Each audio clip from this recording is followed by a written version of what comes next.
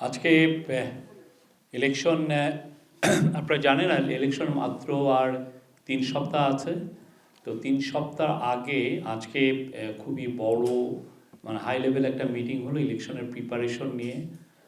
Both হচ্ছে administrative preparation এবং security preparation, এই দুটো সাইডই খুব নিবিড়ভাবে আজকে রিভিউ করা হয়েছে। এই মিটিংয়ে নেতৃত্ব দিয়েছিলেন chief adviser professor Mohammad Yunus, আরও ছিলেন home adviser lieutenant general Jahangir Alam Chowdhury, energy adviser Fouzul Kabir Khan, national security adviser doctor Khalilur Rahman, প্রধান উপদেষ্টার 2 জন স্পেশাল অ্যাসিস্ট্যান্ট ফয়েজ আহমেদ তৈয়ব এবং লেফটেন্যান্ট জেনারেল আব্দুল হাফিজ, আমাদের 3 বাহিনীর প্রধানগণ এবং cabinet secretary, principal secretary, election কমিশনের সেক্রেটারি এবং স্বরাষ্ট্র সেক্রেটারি, এছাড়া অন্যান্য অনেক মন্ত্রণালয়ের সেক্রেটারি এবং পুলিশের আইজিপি, র্যাবের ডিজি, আনসারের ডিজি সহ, কোস্টগার্ডের প্রধান সহ সব অনেক প্রত্যেকটি সিকিউরিটি ফোর্সের প্রধানগণ ছিলেন। তো আজকের মিটিংয়ের মূল যেটা হচ্ছে যে ইলেকশন যে অ্যাডমিনিস্ট্রেটিভ যেটা প্রিপারেশন সেটাও যেমন রিভিউ করা হয়েছে, at the same time security related যতগুলো প্রিপারেশন আছে সেগুলো রিভিউ করা হচ্ছে এবং সেই অনুযায়ী প্রয়োজনীয় নির্দেশনা চিফ অ্যাডভাইজার দিয়েছেন। আমরা একটু পরে আপনাদেরকে চিফ অ্যাডভাইজারের কমেন্ট সহ একটা প্রেস রিলিজ ইস্যু করব। তো তার আগে আমি একটু ডিটেলস আপনাদেরকে জানাচ্ছি আজকের মিটিংয়ের ইলেকশন কমিশনের তরফ থেকে বলা হয় যে 300 আসনে ইলেকশন হবে। আগে আপনি জানেন বেশ কয়েকদিন আগে পাবনা 1 ও পাবনা 2 এর ডিলিমিটেশন নিয়ে একটু শঙ্কা দেখা, ডিলিমিটেশন নিয়ে কিছু কনসার্ন রেজ করার কারণে এটা একটা আনসার্টেনিটিতে পড়েছিল। বাট এখন ইলেকশন কমিশন জানিয়েছে পাবনা 1 ও পাবনা 2 এর ইলেকশন হবে একই সাথে 12ই ফেব্রুয়ারি। তো আজকে হচ্ছে প্রতীক বরাদ্দের তারিখ এবং আজকে মিডনাইট থেকে ইলেকশন কমিশনের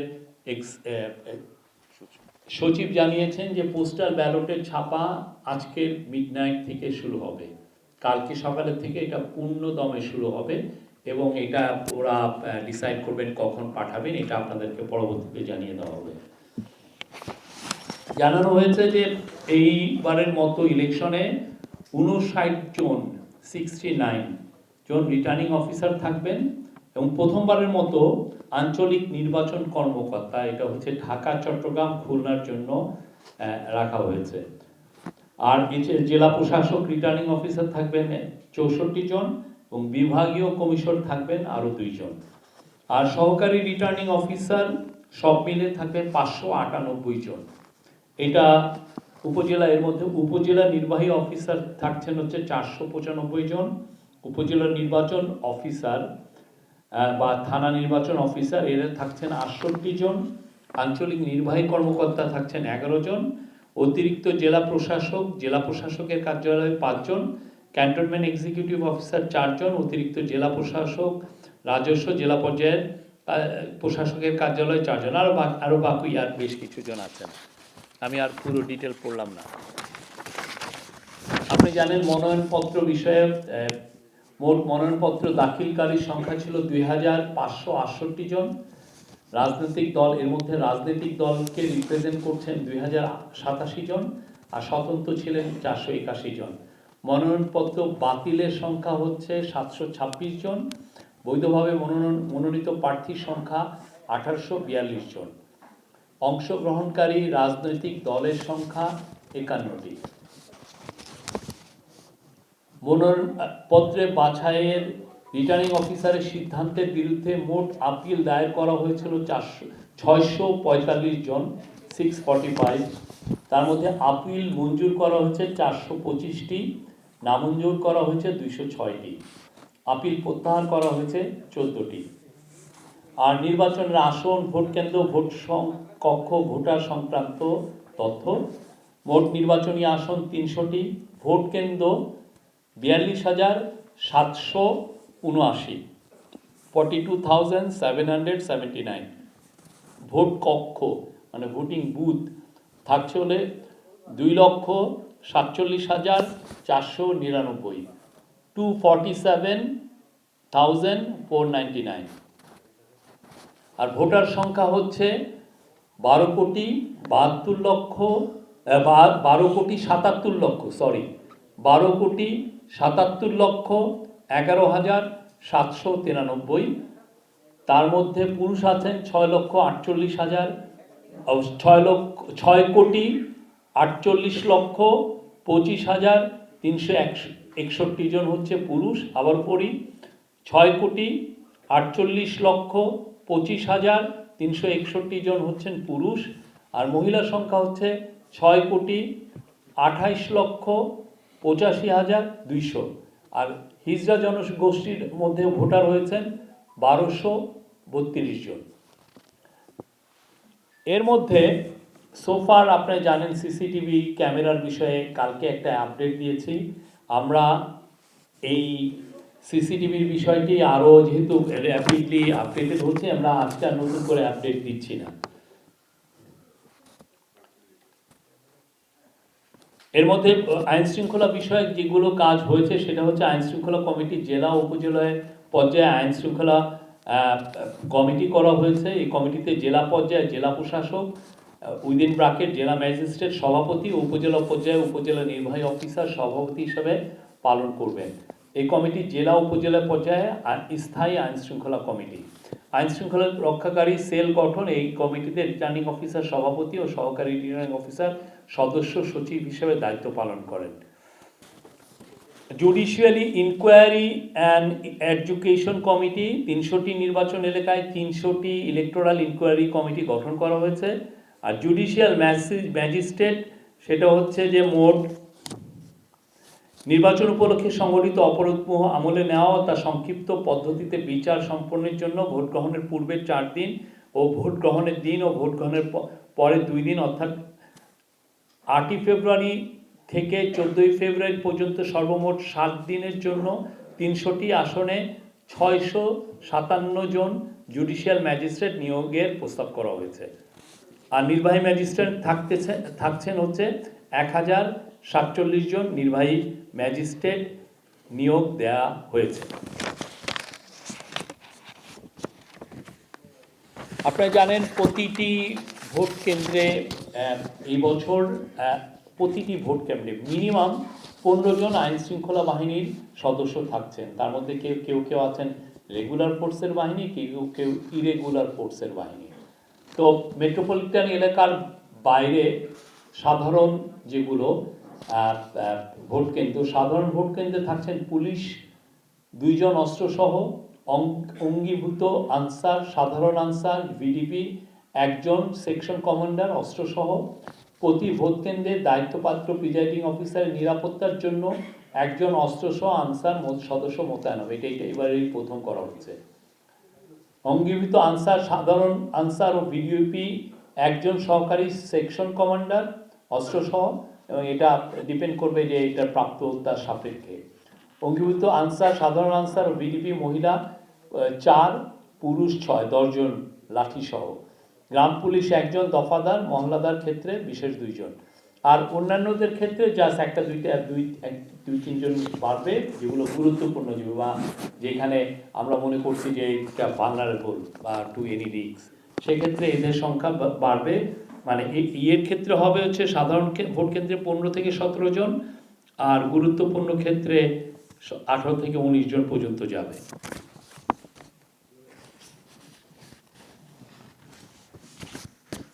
আমি এখন এই স্বরাষ্ট্র মন্ত্রণালয় থেকে যেটা ব্রিফিং করা হয়েছে সেটা আমি আপনাদেরকে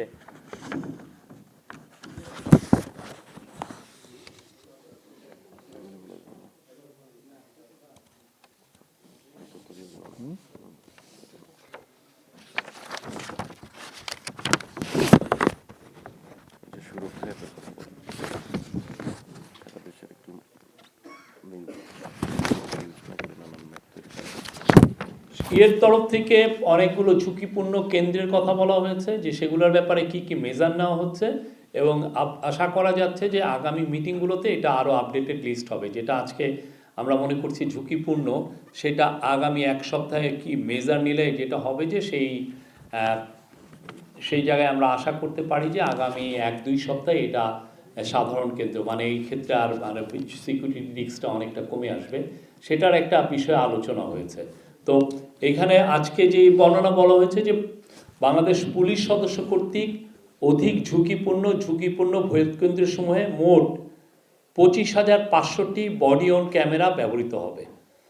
ইতিমধ্যে সমস্ত ক্যামেরা সরবরাহ করা হয়েছে এবং তা ব্যবহার উপযোগী হয়েছে। আজকের মিটিংয়ে এটা একটা ট্রায়াল করা হয়, চিফ অ্যাডভাইজারকে সাথে যুক্ত করা হয় হাটহাজারীর একটি ভোট কেন্দ্রের সাথে। সেখানে একজন পুলিশের একজন অফিসার ছিলেন, সেই তার সাথে সরাসরি সংযুক্ত করা হয়। আমরা এখান থেকে মানে ক্যাবিনেট রুম থেকে তাকে উনি ওই বডি ক্যামেরাটা ওই ভোট কেন্দ্রটা কিভাবে মনিটর করা যায় সেটা মানে ভিডিওতে একদম লাইভ ইমেজের মাধ্যমে এটা আমরা সবাই দেখেছি, এই মিটিংয়ে দেখানো হয়। এবং এই বডি অন ক্যামেরার ক্ষেত্রে বলা হয়েছে যে সবাইকে মোটামুটি ট্রেনিং দেওয়া হয়েছে যারা যারা আছেন, এবং আশা করা যায় যে ইলেকশনের দিন এইটা বডি অন ক্যামেরায় ফর দি ফার্স্ট টাইম এটা দেওয়া হচ্ছে, এবং এটা খুবই ইম্পর্টেন্ট রোল প্লে করবে। আপনারা যারা যারা পুলিশের যারা সদস্য যারা এটা ক্যারি করবেন, তারা পুরো কেন্দ্রের আশেপাশে সবগুলো ফটোই তার কাছে থাকবে বা লাইভ ইমেজ থাকবে, এবং কিছু কিছু ক্ষেত্রে যদি ওইখানে কোনো ট্রাবল দেখা দেয় সেটা খুব তাৎক্ষণিক তারা লাইভ স্ট্রিমিংও করতে পারবেন বা SOS এর মাধ্যমে ইমেজ পাঠাতে পারবেন। SOS ওরা যদি অ্যাক্টিভেট করেন তাহলে অটোমেটিক এটা একটা সুরক্ষা অ্যাপ করা হয়েছে, সুরক্ষা অ্যাপের সাথে এটা সংযুক্ত হবে, এবং সেক্ষেত্রে যেটা হবে যে জেলার থেকে বা উপজেলার থেকে বা একদম সেন্ট্রাল লেভেল থেকে খুব দ্রুত কুইক রেসপন্স করা যাবে।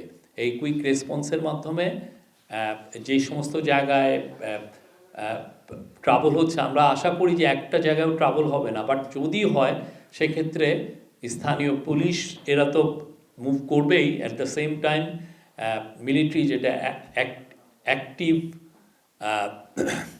কুইক রেসপন্সের জন্য স্ট্রাইকিং ফোর্স হিসেবে থাকবে, তারা রেসপন্স করবে।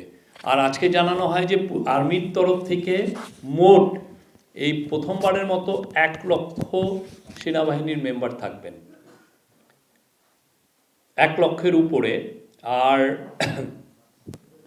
বাংলাদেশ নৌবাহিনীর 5,000-এর উপরে থাকবেন, বাংলাদেশ বিমান বাহিনীর 3,730 জনের উপরে থাকবেন, আর বাংলাদেশ পুলিশের থাকবেন প্রায় 1.5 লক্ষ, বাংলাদেশ আনসার গ্রাম প্রতিরক্ষা বাহিনীর 5,76,000, আর বর্ডার গার্ডের থাকবেন প্রায় 38,000, বাংলাদেশ কোস্ট গার্ডের 3,500 উপরে, র্যাবের থাকবেন প্রায় 8,000, এবং ফায়ার সার্ভিস সিভিল ডিফেন্স অধিদপ্তরের থাকবেন আরও 13,390 জন।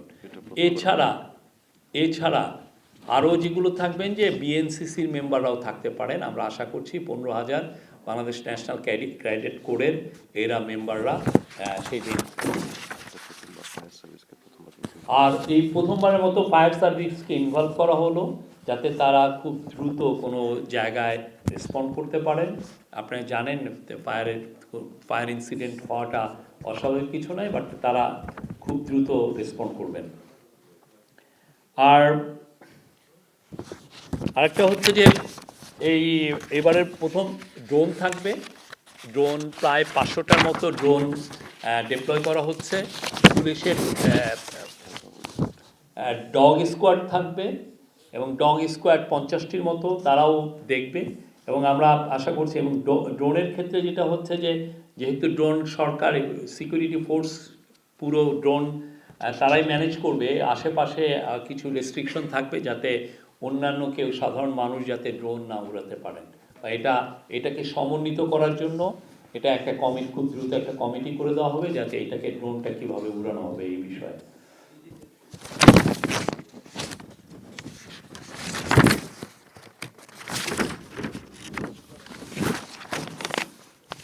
আর এবারের একটা বিশেষত্ব আপনার হচ্ছে নির্বাচনের জন্য নির্বাচন সুরক্ষা অ্যাপ্লিকেশন, সেটা বাংলাদেশের পুলিশ এবং বাংলাদেশ আনসার ও গ্রাম প্রতিরক্ষা বাহিনীর সদস্য কর্তৃক কেন্দ্রভিত্তিক এন্ড ইউজার হিসেবে ব্যবহৃত হবে।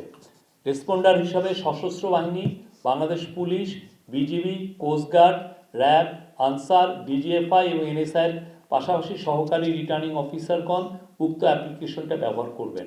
অ্যাপ্লিকেশনটির মাধ্যমে কেন্দ্রীয়, বিভাগীয় ও জেলা পর্যায়ে বিভিন্ন দায়িত্বপ্রাপ্ত কর্মকর্তাদের পাশাপাশি রিটার্নিং অফিসারগণ ওভারসাইট প্যানেল ইউজার হিসেবে ভূমিকা পালন করবেন। বিভিন্ন বাহিনীর সঙ্গে এই অ্যাপ্লিকেশনের ব্যবহার প্রয়োগ বিষয়ে সভা অনুষ্ঠিত হয়েছে 28শে জানুয়ারি 2026 তারিখের মধ্যে এন্ড ইউজার এবং রেসপন্ডার রেজিস্ট্রেশন কার্যক্রম সম্পন্ন হবে। আমরা আশা করছি জানুয়ারি মাসের মধ্যে এটার যত ট্রেনিং আছে সব প্রায় শেষ। তা আর অন্যান্য যেগুলো এই যে প্রায় 9 লক্ষ যেগুলো মেম্বার অফ সিকিউরিটি ফোর্সের কথা বলা হলো, তার মধ্যে 90%-এরই ট্রেনিং শেষ, আরও বেশি মনে হয় 95%-এর মধ্যেও ট্রেনিং শেষ। এবং আমরা আগামী মিটিংয়ের সময় এটা পুরো আপডেটেড লিস্ট আমরা দিতে পারবো। আমরা এই নির্বাচনী সুরক্ষা অ্যাপ্লিকেশনটা এর আগে এই ধরনের একটা সিমিলার অ্যাপ ইউজ করা হয়েছিল শারদীয় দুর্গাপূজার সময়, এবং এই শারদীয় দুর্গাপূজায় আমরা এটার খুব এফেক্টিভ কিছু রোল দেখেছি, যে কোথাও যদি কোনো রকমের কোনো টেনশন ক্রিয়েট হয়েছে, কোনো ইনসিডেন্ট হয়েছে, তো সেক্ষেত্রে সিকিউরিটি ফোর্সেস খুব কুইকলি রেসপন্ড করতে পেরেছেন এবং খুব দ্রুত সিচুয়েশনকে আন্ডার কন্ট্রোলে আনতে পেরেছেন। এই ছিল আজকের মিটিংয়ের সারবস্তু।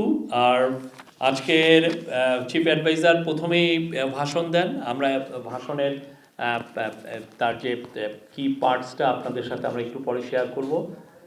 উনি খুব প্রিপারেশনটা খুব আরও যত কোনো ফুল প্রুফ প্রিপারেশনের কথা বলেন। উনি বলেছেন যে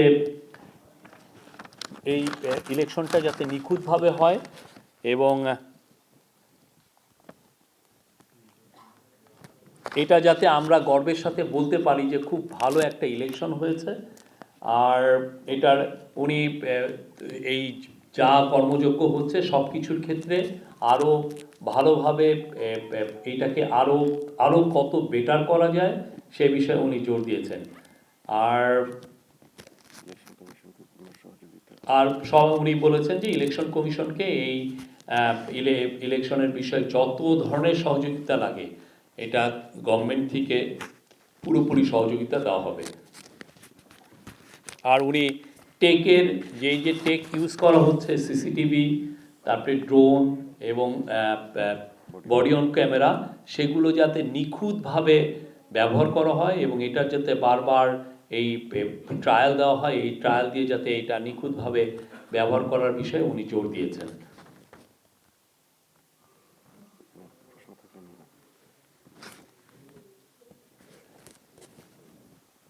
থ্যাংক ইউ। এই ছিল আজকের মূল বিষয়। উনি বলেছেন যে এটা সামনে প্রতি সপ্তাহে একবার করে মিটিং হবে। এই মিটিংগুলোতে এই ইলেকশনের সমস্ত ধরনের প্রিপারেশন রিভিউ করা হবে। Thank you. সংখ্যাটা কন্টিনিউয়াসলি আপডেটেড হচ্ছে। আমরা এক সপ্তাহ আগেও যেটাকে ঝুঁকিপূর্ণ মনে করতাম, এক সপ্তাহ পরে যখন ওইখানে মেজার নেওয়া হয়েছে, যেমন ধরেন একটা কেন্দ্রের আশেপাশের দেয়ালটা ভাঙা আছে, হ্যাঁ, একটা স্কুলের পুরো দেয়াল ভাঙা, যাতে দেয়াল ভাঙা থাকলে কি যে কোনো লোক এসে ঢুকতে পারবেন। এখন ওই দেওয়ালটা যখন তৈরি হয়ে গেছে তখন তো আর ঝুঁকি নেই। তো এই বিষয়টা এই আলাপ আলোচনাগুলো হয়েছে। তো এই জন্য আমরা যত সামনে যাবে আমরা আপনাদেরকে আপডেটেড লিস্টটা দিতে পারবো যে এখন এই যে পরিমাণ আছে, সামনের সপ্তাহে দেখবেন যে এটা অর্ধেকে নেমে এসছে। তো আমরা ফাইনাল লিস্টটা আমরা সামনে আপনাদেরকে দিতে পারবো। আরেকটা বিষয়, কিছু কিছু কেন্দ্রে ইলেকশন, আজকে চিফ অ্যাডভাইজার আরেকটা কথা বলেছেন যে ইলেকশনের সময় যাতে আনইন্টারাপ্টেড পাওয়ার সাপ্লাই থাকে, এই বিষয়ে উনি জোর দিয়েছেন। এবং এনার্জি অ্যাডভাইজার বলেছেন যে উনি এই বিষয়ে সর্বোচ্চ এফোর্ট দিবেন এবং এটা ইনশিওর করা হবে। আর যদি কিছু কিছু জায়গায় সত্যি যদি আমরা ইলেকট্রিসিটি না সাপ্লাই করা যায়, সেক্ষেত্রে তাকে অল্টারনেটিভ ওয়েতে এই মোটরের মাধ্যমে বা জেনারেটর জেনারেটরের মাধ্যমে পাওয়ার সাপ্লাইটা নিশ্চিত করা হবে। ইন্টারনেট এবং মোবাইল ডেটা। সশস্ত্র বাহিনীর সদস্যরা রিটার্নিং অফিসারের সাথে সমন্বয় করবেন। রিটার্নিং অফিসারই একটা ডিস্ট্রিক্টের, উনি পুরো সেন্ট্রাল, ওনাদের যে ডিস্ট্রিক্টের কন্ট্রোল রুমে উনি এইটাকে চালাবেন, ওনার নেতৃত্বেই থাকবে। তো এটা পুরোটা ওনার সাথেই সমন্বয় করবেন। আমি ইউসুফারের কালগড়া থেকে বলছি যে গত কয়েকদিনের যে অভিজ্ঞতা আমরা দেখছি যে রামবাড়িয়াতে রুইন ফারহানা বা মঞ্জুরুল মুন্সি কুমিল্লাতে আরো বেশ কয়েক জায়গায়, আমি এই মুহূর্তে বলতে পারছি না, যে তারা মানে লোকাল অ্যাডমিনিস্ট্রেশনের সঙ্গে ফিল্ড অ্যাডমিনিস্ট্রেশনের সঙ্গে যে বিহেভগুলো করছে এগুলো স্পষ্টত আচরণবিধি লঙ্ঘন এবং হচ্ছে একজন ম্যান, এগুলো কিন্তু একজন ম্যানার লঙ্ঘন। এই যে প্রার্থীরা যে অ্যারোগেন্ট আচরণ করছে তাদের বিষয়ে আপনাদের মানে ইসি কি ব্যবস্থা নেবে বা কি কোনো বিষয় এই বিষয়ে আলোচনা হচ্ছে? এটা ইলেকশন কমিশনের বিষয়, ইলেকশন কমিশনের কাছে আপনি দয়া করে প্রশ্নটা করবেন। কিন্তু তারা মিটিংয়ে ছিল, আপনাদের সাথে কম্বাইন্ড ডিসিশন হয়েছে এগুলো নিয়ে। এটা তো মানে ওয়ান অফ দা না, এটা রেসপন্ড করবেন ইলেকশন কমিশন। এটা তো ইলেকশন কমিশনের জুরিসডিকশনে, তারা এটা রেসপন্ড করবেন। এটা তারাই এই বিষয়ে আপনাকে ভালোভাবে উত্তর দিতে পারবেন।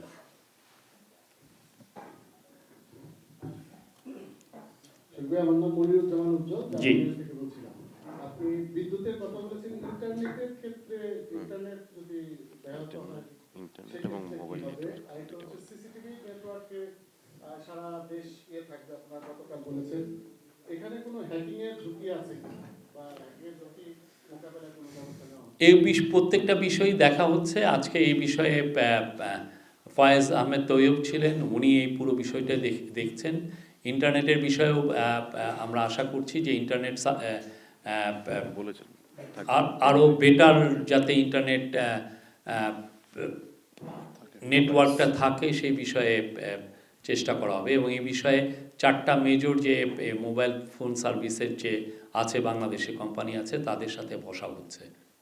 শহীদ ভাই, আমি হ্যাঁ বলেন।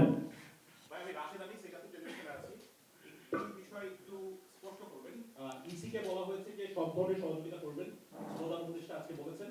কিন্তু আমরা আসলে 2 দিন আগে যেটা দেখেছি যে এনসিপি কে দেখেছি যে প্রধান উপদেষ্টা এখানে গেছেন, বৈঠক করেছেন এবং অভিযোগ করেছেন ইসি নিয়ে, এবং জামাতের সাথেও তারা কথা বলেছেন, বিশেষ করে 10 দলীয় যে জোট রয়েছে আর নির্বাচনকে ঘিরে বিশেষ করে দ্বৈত নাগরিক এবং ঋণ খেলাপি নিয়ে নানা ধরনের অভিযোগ করা হয়েছে, এবং তারা বলেছেন প্রয়োজনে তারা মাঠে নামবেন। এই বিষয়টি নিয়ে আসলে কি অবস্থা? না, আমার মনে হয় এই বিষয়টা তো ইলেকশন কমিশনের বিষয়। আপনারা জানেন আমরা ইলেকশনের কমিশনের কোনো কাজে আমরা মিনিমাম ইন্টারফেয়ার করে না এই ইন্টারিম গভর্নমেন্ট। তারা তাদের কাজগুলো করছে। তাদের কাছে যদি কোনো ধরনের কোনো আপনাদের অভিযোগ থাকে, কোনো পলিটিক্যাল পার্টির অভিযোগে, তারা তাদের কাছেই যাচ্ছেন। বিষয়টা আসলে আপনার তাদের কাছেই রেজ করা উচিত। আমি দেলোয়ার হোসেন, সমকালীন। আমি গতকাল আপনার একটা জানিয়েছিলেন যে অবৈধ বা লুট হওয়া অস্ত্রগুলো দ্রুত উদ্ধারের জন্য। আসলে এই উদ্ধারের নির্দেশনা বা বলা, এটা তো বহুবার বলা হয়েছে এই লুট হওয়ার পর থেকে। এই উদ্ধারের জন্য কোনো আজকে যে বড় একটা আইন শৃঙ্খলা কমিটির বৈঠক হয়েছে, যেগুলো নিয়ে উদ্ধারের জন্য এই বিষয়ে আজকে একটা আমি বলি, এই বিষয়ে আজকে বাংলাদেশ সেনাবাহিনীর তরফ থেকে একটি স্ট্যাটিস্টিক্স দেওয়া হয়েছে। এই স্ট্যাটিস্টিক্সে বলা হয় যে পুলিশ স্টেশন থেকে লুটকৃত অস্ত্রের সংখ্যা ছিল 3619টি, আর সেনাবাহিনী কর্তৃক অদ্যাবধি উদ্ধার করা হয়েছে 2259টি, বা 62.4% অলরেডি উদ্ধার করা হয়েছে। আর অবশিষ্ট লুটকৃত অস্ত্রের সংখ্যা হচ্ছে 1360টি। আবার গোলা বারুদের ক্ষেত্রে পুলিশ স্টেশন থেকে লুটকৃত গোলা বারুদের সংখ্যা ছিল, যা গোলা বারুদ ছিল তার অলরেডি 52% উদ্ধার করা হয়েছে। তো আমরা মনে করছি যে সেই সোফার যা উদ্ধার হয়েছে এটা খুব ভালো একটা উদ্ধার হয়েছে। কেননা ওই সময় যখন লুট হয়, একটা বিষয় হচ্ছে যে এটা যতটা না প্রফেশনাল লোকরা লুট করেছে, এটা অনেক ক্ষেত্রে দেখা যাচ্ছে যে অনেকে ওই সময় হুজুগে লুট করে ফেলেছেন, করে হয়তো বা কেউ ডিস্ট্রয় করে দিয়েছেন বা পুকুরে ফেলে দিয়েছেন এইরকম। তো চিফ অ্যাডভাইজার আজকেও জোর দিয়েছেন যে লুটকৃত অস্ত্র যে করেই হোক এটা সর্বোচ্চ এফার্ট দিয়ে এটাকে রিকভারি করতে হবে। একটা ওই আমাদের নেত্রকোনার কমলাকান্দা ইউপি চেয়ারম্যানের সাথে ইউনোর বাদ বেতনদার প্রেক্ষিতে সাময়িক বরখাস্ত করা হয়েছিল চেয়ারম্যানকে। তো আমরা দেখছি যে গতকাল ইউনোকেও তাকে বরিশালের একটা উপজেলায় তাকে বদলি করা হয়েছে এবং ফেসবুকে এটা নানাভাবে সমালোচনা হচ্ছে যে তাদের এবং তার কর্মী বাহিনীদের প্রেসারে মূলত ইউনোকে বদলি করা হয়েছে। এই বিষয়গুলো আপনি ইলেকশন কমিশন এখন এই পদায়নগুলো দেখেন। এগেন আমি আপনাকে বলবো ইলেকশন কমিশনকে এই বিষয়টা জিজ্ঞেস করতে। আসসালামু আলাইকুম, শরীফ মাহবুব শরীফ বলছি মাই টিভি থেকে। প্রশ্ন হচ্ছে দুটো। একটা হচ্ছে যে আমরা বরাবর অবৈধ অস্ত্র বলতে যেগুলো লুট হয়েছিল সেগুলোর একটা পরিসংখ্যান দিই, কিন্তু নির্বাচনের আগে অবৈধ বলতে আরো কিছু অস্ত্র শস্ত্র দেশের মধ্যে থাকে, সেইগুলো উদ্ধারের আসলে পরিস্থিতিটা কি? এক। দুই হচ্ছে প্রত্যন্ত কিছু অঞ্চল আছে, বাংলাদেশ যেহেতু নদী বিধৌত দেশ, অনেক জায়গায় আছে যেখানে সরাসরি সংযোগ থাকে না, মাত্র দুজন পুলিশ থাকবেন অস্ত্রধারী। তো সেই কেন্দ্রগুলো কি নিরাপদ কতটুকু থাকবে, আর কোনো মেজর নেওয়া হবে কিনা? ধন্যবাদ। না, আপনি যেটা ভাবছেন দুইজন পুলিশ অস্ত্র, দুইজন বা তিনজন যে অস্ত্রধারী পুলিশ থাকবেন, আর পুরো কেন্দ্রগুলো তো সিসিটিভি এর মাধ্যমে বডি অন ক্যামেরার মাধ্যমে পুরো এটা ন্যাশনালি কানেক্টেড থাকবেন। আর ঠিক ওই এলাকায় স্ট্রাইকিং ফোর্স হিসেবে আর্মি থাকবেন, আর্মির সশস্ত্র বাহিনী, তো তারা একদম পাশেই থাকবেন। আপনি জাস্ট এমন হতে পারে একটা জায়গায় কোনো ট্রাবল হলো 5 মিনিটের মধ্যে তারা রেসপন্ড করতে পারবেন, এই অবস্থায় থাকবেন। সো আমরা এটা নিয়ে মোটেও করি না, বরঞ্চ আপনি বলতে পারেন এবার রেকর্ড পরিমাণ 9 লক্ষ থাকছেন আইন শৃঙ্খলা বাহিনীর সদস্য এবং সশস্ত্র বাহিনীর সদস্য। এটা বাংলাদেশের ইতিহাসে সবচেয়ে বেশি। আপনি যদি আগের ইলেকশনগুলো যদি আপনি কাভার করে থাকেন, আপনি দেখবেন যে সবসময় আর্মির সংখ্যা ছিল 50-40 থেকে 60,000-এর মধ্যে, এর বেশি কখনোই ছিল না। আর অনেক ক্ষেত্রে আর্মিকে ম্যাজিস্ট্রেসি পাওয়ারও দেওয়া হয় না। এই বছর তো আর্মির সশস্ত্র বাহিনী ম্যাজিস্ট্রেসি পাওয়ার পাচ্ছে। আরেকটা জিনিস হচ্ছে যে হেলিকপ্টার সার্ভিসও খুবই স্ট্যান্ড বাই থাকবে, এয়ারফোর্সের থেকে জানানো হয়েছে। ফলে দুর্গম এলাকায় আপনার কোনো কিছু যদি হয় সেক্ষেত্রে হেলিকপ্টারের মাধ্যমে আমরা কুইকলি রেসপন্ড করতে পারবো। শফিক ভাই, আমার নাম ইশতিয়াক ইমন, আমি চ্যানেল 1-এ কাজ করি। বিশেষ কয়েকটা এলাকা আছে, জেলা যদি বলি, ফরিদপুর, শরীয়তপুর, মাদারীপুর, গোপালগঞ্জ, এইসব এলাকাগুলোর জন্য আপনারা আলাদা কোনো মেজর নিচ্ছেন কিনা? কারণ সেখানকার আইন শৃঙ্খলা পরিস্থিতি আমরা এখনো যা দেখি সেটি একেবারে নির্বাচনের আগে যেভাবে থাকা দরকার সেইভাবে আসলে নেই। এখন সেখানে বিচ্ছিন্ন কিছু সহিংসতা ঘটে। তো নির্বাচনের আগে এইসব এলাকাকে বলা হয় আওয়ামী অধ্যুষিত এলাকা, বিশেষ করে গোপালগঞ্জ। সেজন্য আপনারা আলাদা কোনো স্টেপ নেবেন কিনা বা কমিশন এ ধরনের কোনো ব্যবস্থা নিচ্ছে কিনা? আমরা আপনারা যেভাবে ডিসক্রাইব করলেন আমরা সেভাবে তো ইলেকশন কমিশন সেভাবে দেখে না। ইলেকশন কমিশন বা সিকিউরিটি তারা দেখে ভালনারেবল কোন কেন্দ্র কতটুকু ভালনারেবল, সেইভাবে তারা রিস্ক অ্যাসেসমেন্ট করেন। তো সেই অনুযায়ী তারা রিস্ক অ্যাসেসমেন্ট করছেন, প্রত্যেকটা জায়গাকেই দেখছেন, প্রত্যেকটা ভোটিং বুথ, ভোটিং সেন্টারে কী কী পরিমাণ সিকিউরিটি মেজার নেওয়া যায় সেগুলো তারা ভাবছেন। কিন্তু এইটা যে এই ডিস্ট্রিক্ট এরকম, ওই ডিস্ট্রিক্ট ওই রকম, ওকে স্পেশাল প্রিফারেন্স দেওয়া হোক, সেটা না। এটা পুরো জিনিসটা দেখা হচ্ছে একটা ভোটিং সেন্টার হিসাবে, যে এই সেন্টারটা কি রিস্কি না, এই সেন্টারটা কতটা গুরুত্বপূর্ণ, বা এটাকে আমি সাধারণ ক্যাটাগরিতে রাখবো কি না, সেভাবে দেখা হচ্ছে। এইভাবেই রেসপন্ড করা হচ্ছে। এবং আমরা আশা করছি আপনি যদি এই এলাকাগুলো দেখেন, আপনি যদি ক্রাইম রেট দেখেন, খুব কি বেশি ক্রাইম হচ্ছে অন্যান্য এলাকার থেকে, আপনি তো ডিফারেন্স করতে পারবেন না। আর পুলিশের তরফ থেকে বলা হয়েছে যে আপনার ইলেকশন শিডিউল ঘোষণার পরের থেকে এই পর্যন্ত ল অ্যান্ড অর্ডারের রিলেটেড বা ইলেকশন রিলেটেড 46টা ইনসিডেন্ট হয়েছে। শরীফ ভাই, আমি মোহাম্মদ রাইয়ান হোসেন, আমি কালের কণ্ঠে কাজ করছি। আমার কাছে আপনার কাছে একটা প্রশ্ন হচ্ছে যে আজকে যে আলোচনা হলো সেখানে গণমাধ্যমকে নিয়ে কোনো আলোচনা হয়েছে কিনা? কারণ বিগত সময় আমরা দেখেছি গণমাধ্যমের উপর বেশ নির্বাচন কেন্দ্রিক বিভিন্ন ধরনের হামলা টামলা হয়ে থাকে, সেই জায়গা থেকে এই আগামী যে নির্বাচন হতে যাচ্ছে সেই নির্বাচনে গণমাধ্যমের সেফটি বা তাদের কোন বিষয় নিয়ে আলোচনা হয়েছে কিনা? ধন্যবাদ। গণমাধ্যমের বিষয় যেটা এসছে সেটা হচ্ছে যে সোশ্যাল মিডিয়াকে কিভাবে আপনি ইউজ করা হচ্ছে অপতথ্য ছড়ানোর জন্য।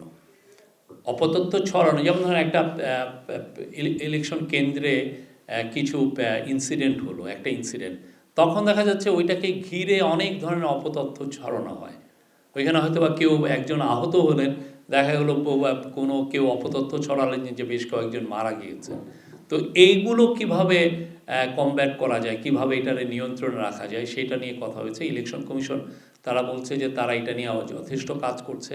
আমাদের যারা এই অপতথ্যকে নিয়ে যারা কাজ করেন, যে সমস্ত সংস্থাগুলো, তারাও তাদের এফার্টটাকে স্টেপ আপ করেছেন এবং প্রতিদিন আমরা একটা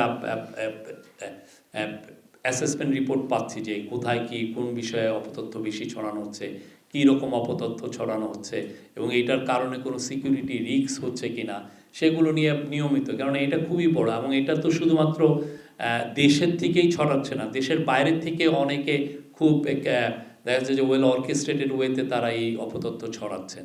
পতিত স্বৈরাচারের যারা দোসর ছিলেন বা তার সাপোর্টাররা, তারা তো চাচ্ছে অনেক ধরনের অপতথ্য ছড়াচ্ছেন। প্রতিদিনই আপনারা দেখেছেন তারা কনফিউশন ছড়ানোতে ব্যস্ত। তো আমরা এই বিষয়ে এই গভর্নমেন্ট, সিকিউরিটি এজেন্সিগুলো এবং আইসিটি মিনিস্ট্রি সবাই এগুলো ব্যাপারে অ্যাওয়ার আছে। আমরা আমাদের সর্বোচ্চ এফার্টটা দিচ্ছি এটাকে দূরীভূত করার জন্য। আর জার্নালিস্টদের সিকিউরিটি বিষয়ে আমার মনে হয় এইটার বিষয়ে ইলেকশন কমিশন আপনাদের সাথে বসবেন। এই বিষয়ে ওনারাই ওরা আপনাদের সাথে বসে কি কি দিক নির্দেশনা দেন, আপনি জাস্ট ওয়েট করেন। আমার জানা মতে তারা আপনাদের সাথে বসার কথা।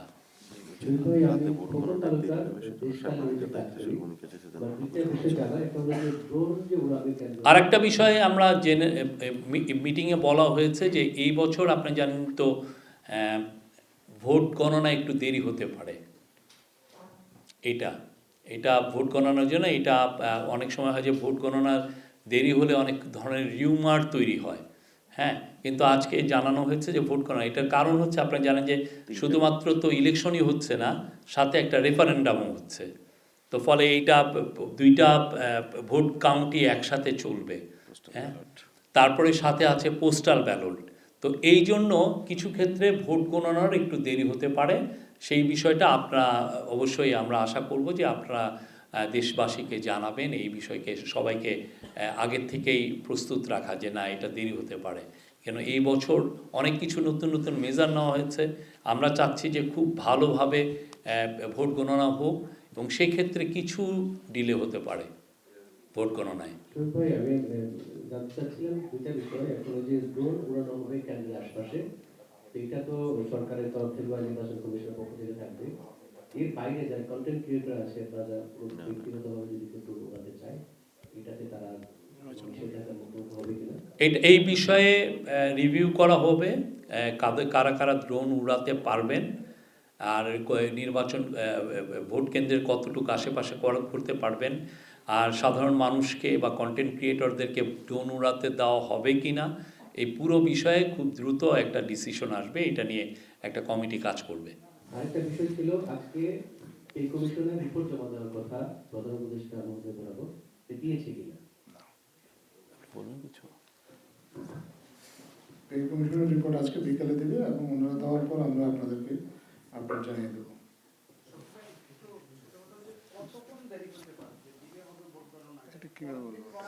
এটা আমরা তো আগেই অ্যাসেসমেন্ট করতে পারছি না। কাজ হচ্ছে 4.5 ঘন্টা 5 ঘন্টার মতো লাগতে পারে। Okay, thank you. Thank you very much.